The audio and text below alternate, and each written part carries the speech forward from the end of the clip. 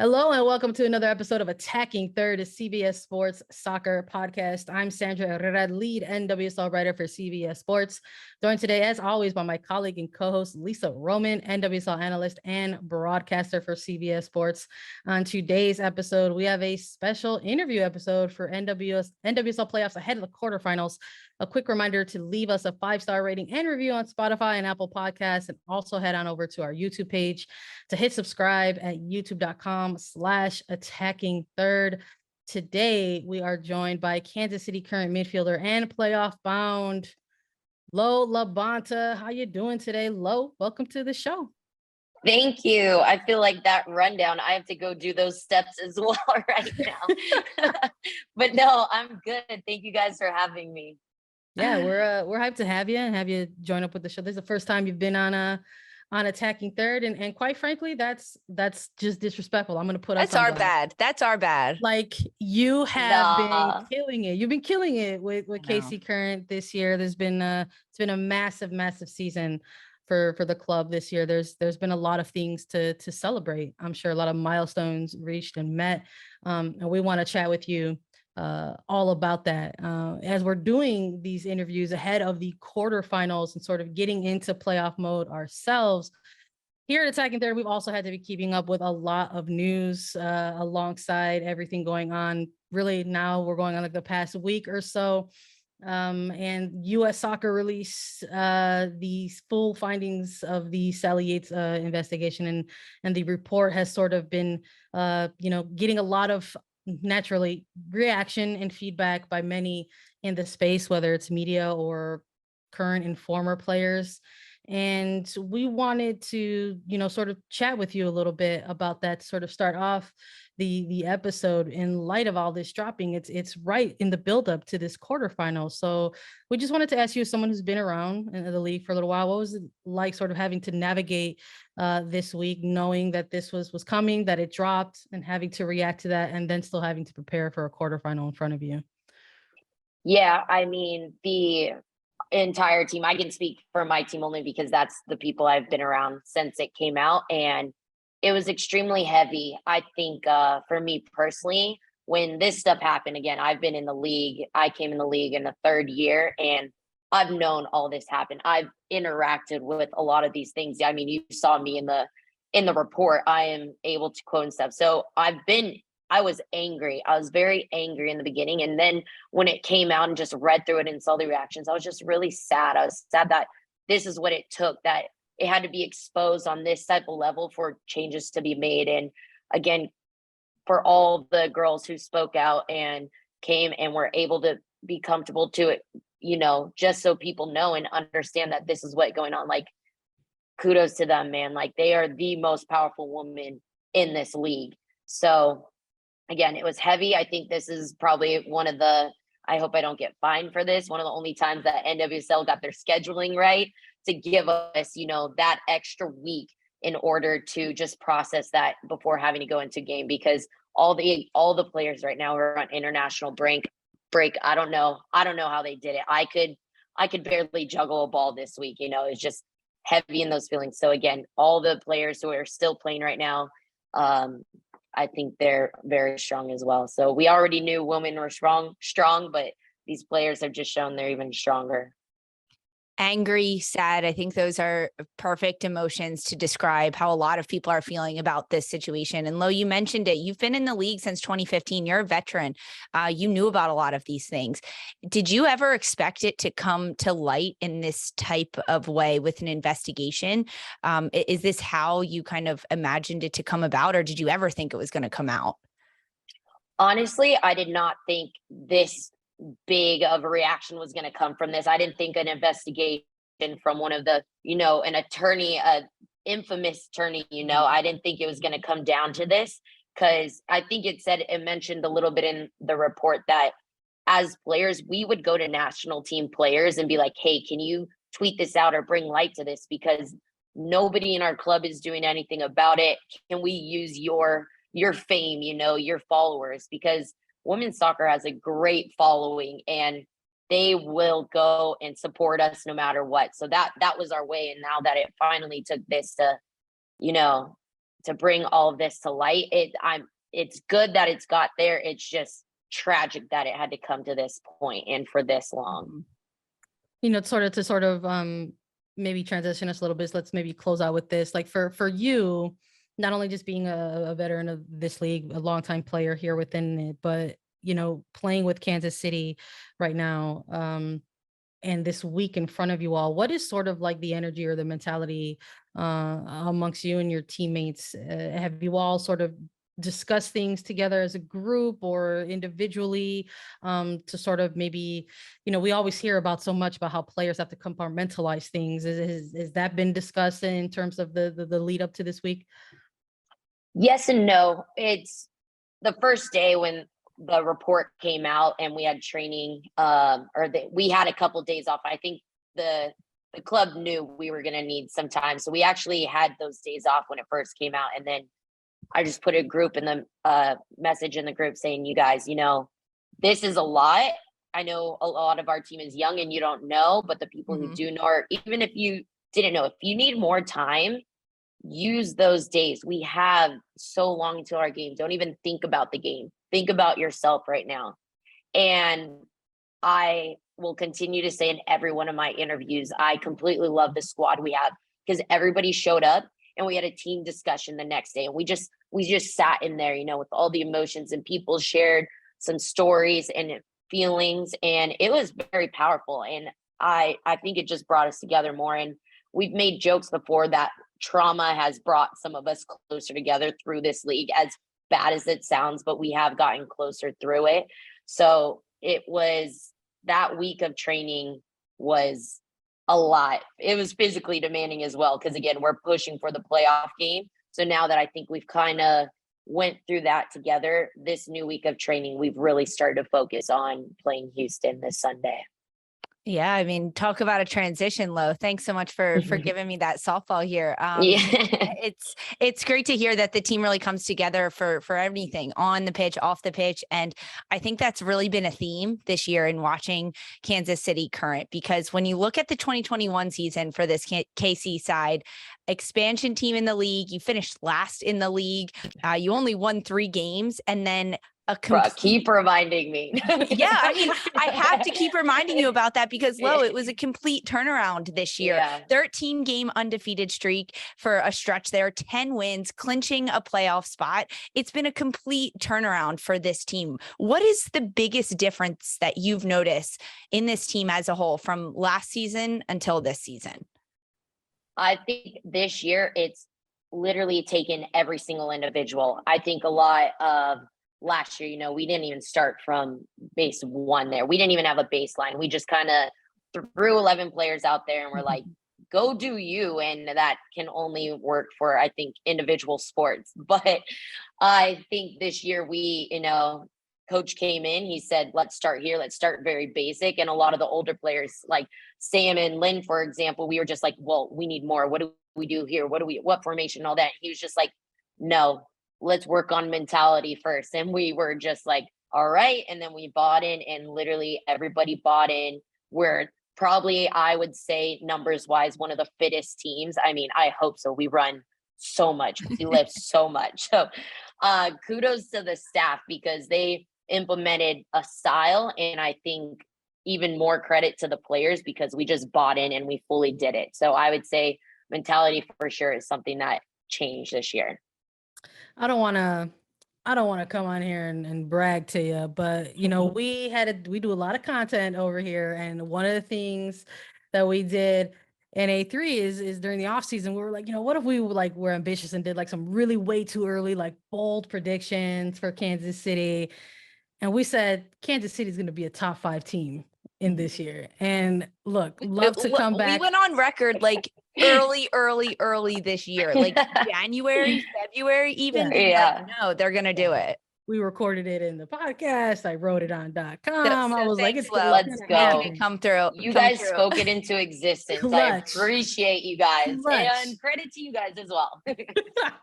So where I'm going with this though is part of you know, us in the media sort of going out there and feeling, you know, confident enough to maybe even make a pick like that. But it was sort of everything that we were seeing out of out of Kansas City and the franchise, and sort of what they were doing in the off season to try to get this club pointed in the right direction. And I just sort of feel like there's always something new coming out of this franchise, whether it's been with like the training facilities or talking about the stadium that's to come for you all, and the shift to Children's Mercy Park for this season, and even the player movement that we saw, right? But ultimately, losing those players to injury, and this team still sort of rallying around each other to go on the run that you all have done in terms of like just sort of putting the regular season to bed. You know, the postseason is just beginning, so it's a different energy in that. But even just maybe getting a little reflective with the regular season. Talk to me about how proud you are of this team. I mean, everybody who was on the team last year, we were just like, if someone told you that we were going to go on a third, it never, ever. I mean, we were bottom of the table. I mean, you can run the stats back to me again. 3 wins. Like, it was crazy. We were in trailers. It was not great. I know I even joked a few times, like, I should have just got pregnant this year and had to come back when the stadium was back or something. But it was, again, me finding the joy in like the really bad moments. But no, our team, we laugh about it so much, which again, coming together through our trauma, which is just so sad. But we enjoy it, and you can tell how much the team enjoys each other with our team celebrations, after the goals. We come together always. We come together after the game. We have meetings before and after training. So we truly do just soak it all in. But then at the end of the day, we're like, all right, well, now we got to go to battle again this weekend. So let's bring it one more time.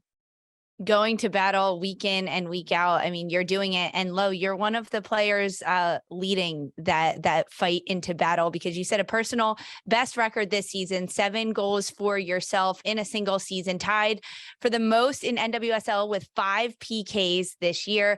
I want to know offensively, what was working so well for you? How are you able to find so much at the back of the net? Tell me everything about all the goal scoring this year from you. Yeah, well, shout out to all the refs giving me PKs, because that's a lot of them.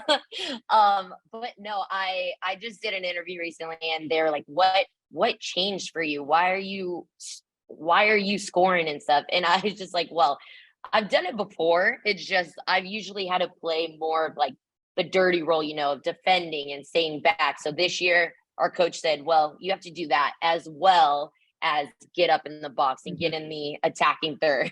He's literally said, everybody, like, just send numbers, get us up there. And I think it helps too. I mean, I have people that have come in now, like Cece Kaiser and Claire Lavage, like, they are attacking minded people and they want to score. So someone in that, with Kristen Hamilton as well, someone in that 4 of us around the goal are going to score. And, if we get up there and just shoot your shot, it's going to go in eventually. I want to talk to you about a little bit about that. You touched on it. Sometimes there's the concept of a franchise sort of making a mid-season move or two. And in the Currents case, there were a couple that you mentioned Kaiser, you mentioned Lavage. Can you talk about maybe having to make the adjustments to integrating newer players into the system moving forward at that point in the season? Yeah, I mean, bringing those 2 players, especially, I just name drop those 2 because they're 2 of my favorite.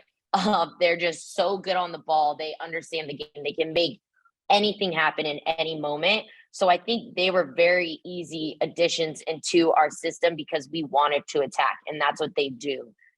So it's very easy to implement that into our system, and then it's just getting them on the page of defending, where we pride ourselves on defending set pieces, defending throw-in. So that took them not even a couple days because English second language for Claire, and but we got it. So I think those were probably the easiest additions I've ever had on a team.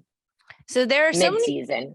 There's so many things that you can't do as an individual in soccer, whether it's passing, defending, right? Even scoring goals, you always need your teammates. But Lo, you have found an incredible skill in soccer in your goal celebrations. whether it's faking an injury, the golf putt, you've always kept things interesting on the pitch. I want to know about the inspiration for these goal celebrations. How did they come about? Who's the genius behind them? And is it you?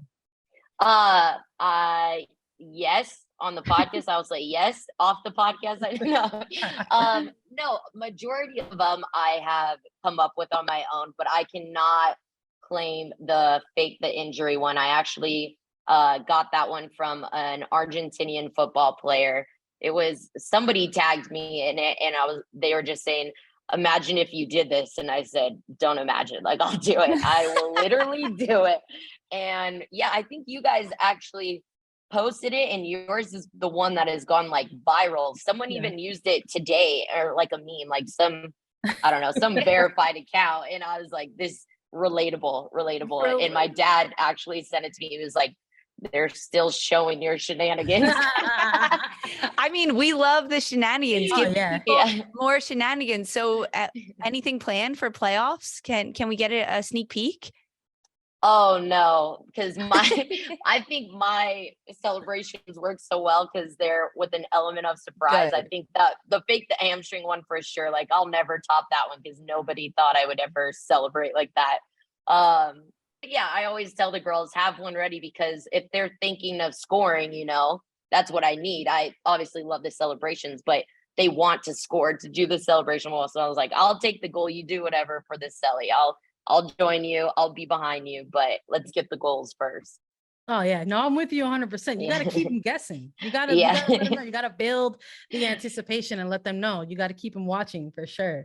Exactly. Yeah, I loved it. We've been enjoying all of the goal celebrations. I mean, the first one with the faking of the hamstring, I did. I was one of those people reacting. Oh my gosh, yeah. Like, right here, I was like, give her the MVP right now. Let's do it. I mean, the initial reaction was like, oh no, what are they gonna do without Lo'eau? Like, no, how could she do this? How could she hurt herself? But yeah, I mean, it's hilarious. Yeah.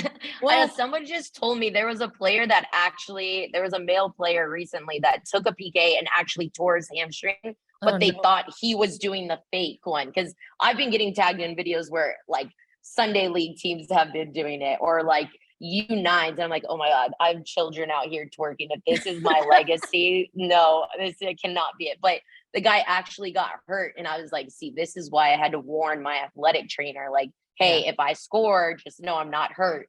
She's like, what do you mean by that? I'm like, you'll see. You'll see. Yeah. Yeah. The collaboration is important. Yeah. On the goal celebrations. Don't ever underestimate it. Let's maybe get a little bit more serious now. Houston Dash, your opponent coming up for the quarterfinal. You started talking a little bit about Challenge Cup when we were chatting a little bit off mic, and I'm going to bring it on mic here. Challenge Cup happened. It almost feels forever ago. But something I've noticed in covering the regular season, it's been something about those teams with that familiarity between each other, having played each other more than twice at this point in the regular season. And we're going to see that with Kansas City and Houston going up against an opponent that you do have so much familiarity with. Let's maybe focus in on that. What's perhaps the preparation look like going into a postseason, going into a quarterfinal against a team that you've played already a few times? Yeah, we have this joke about Houston because ever since the implementation of the Challenge Cup, we play them like 12 times a year. And we literally say like, wow, we see Houston Dash more than our family. Like they're just our family at this point. It's crazy, the matchup. And, I can look back on the stats, but I actually think majority of my goals I've scored are against Jane Campbell, who was like my protege in college. Like she was like my girl. And so it's just funny. We have a running joke in Stanford, like, look, what I thought you and Jane were cool. Like you only score on her. And I go, man, I hope so this weekend. I hope I continue to do that, but love the girl. And the crazy thing about Houston is we've played them so many times this year, but they've completely changed because I shouldn't say completely changed, but they have a new coach. Mm-hmm. So they have a different style, and they've been doing really well lately too. So as much familiarity we have playing them, I think it's going to be a completely different game because things have changed. I mean, we have different players from when we played them last time. So I think everybody should be on their toes because nobody's going to know what's happening in this one. Oh, I love that. I love that. This Yeah. maybe we're getting our title for this show already. Anticipation. That's going to be the one for this one. Lo, we always like to sort of close out our interviews with a bit of fun. The players, although we've already been having some fun on this, talking about the goal celebrations and everything. But something that we've been asking guests on the pod, it's usually revolves around the sort of either pre-training or post-training or pre-game or post-game kind of go-to beverage. Like people hit us with their coffee order or people hit us up with their non-coffee order. I wanted to have a little bit more fun with you because I feel, again, like you are going to feel where I'm going with this. In the event that Kansas City Current go ahead and win that quarterfinal, what are you going to be sipping on post-game in the locker room? Oh, I bet you everyone, as I have a full bar behind me, everybody on my team knows my drink order and it's tequila. So that is exactly what I'll be doing. Oh, I love to hear that. it. Salute, sister. I appreciate it. I love it. Love to hear it. We always love to thank everyone at the end of our episodes as well for listening. So thanks to everybody for tuning in and listening to our interview here with Lo'eau LaBonta. Thank you so much, Lo, for joining us on Attacking Third. Congrats and good luck in the quarterfinal. Reminder to catch Lo'eau LaBonta and Kansas City Current against the Houston Dash in the first round of playoffs this Sunday, October 16th on Paramount Plus. And we will be back with a full weekend preview. For Sandra, Herrera, Lisa Roman, and Lo'eau LaBonta, this was Attacking Third.